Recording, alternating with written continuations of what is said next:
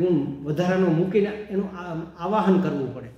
નવરાત્રિ હમણાં આવશે ને, પછી શેરીએ ગલીએ બધી ગરબીઓ થતી હોય એટલે ફાળો ઉઘરાવા જાય ને, જે ગરબી કરતા હોય સંચાલકો એ ફાળો ઉઘરાવા જાય.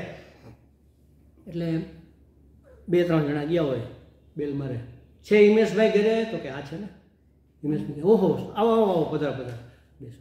અને પછી અંદરો અંદર એકબીજા વાત કરે. હિમેશભાઈ નો કહો તમે ઓળખો અમારે? હા ઓળખો ને. અરે તમે હજી નથી ઓળખતા. અમારે હિમેશભાઈ એટલે કોઈ દિવસ સત્કાર્યમાં એની ના નહીં.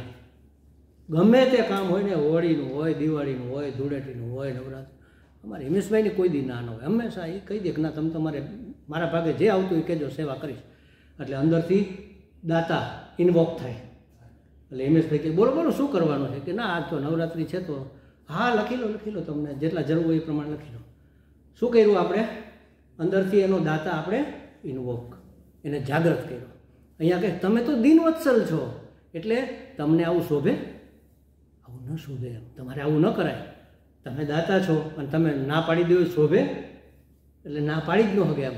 એટલે કે તમે તો દિનવત્સલ, ખરેખર દિનવત્સલ નથી, પણ એની અંદર દિનવત્સલતાનું આરોપણ કરીને દિનવત્સલતા ઉપજાવવા માટે, એનું આવાહન કરવા માટે કહે છે તમે જો દિનવત્સલ છો તો તમને આવું શોભે નહીં. 5 કારણો આપ્યા, બધા સઘન એકદમ સરસ છે.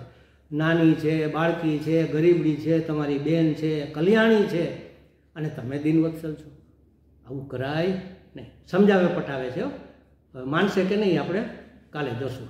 ઓમ પૂર્ણમદ પૂર્ણમિદમ પૂર્ણાત પૂર્ણમુદચ્યતે પૂર્ણસ્ય પૂર્ણમાદાય પૂર્ણમેવાવશિષ્યતે. ઓમ શાંતિ શાંતિ શાંતિ. હરિ ઓમ. શ્રી ગુરુભ્યો નમઃ. હરિ ઓમ.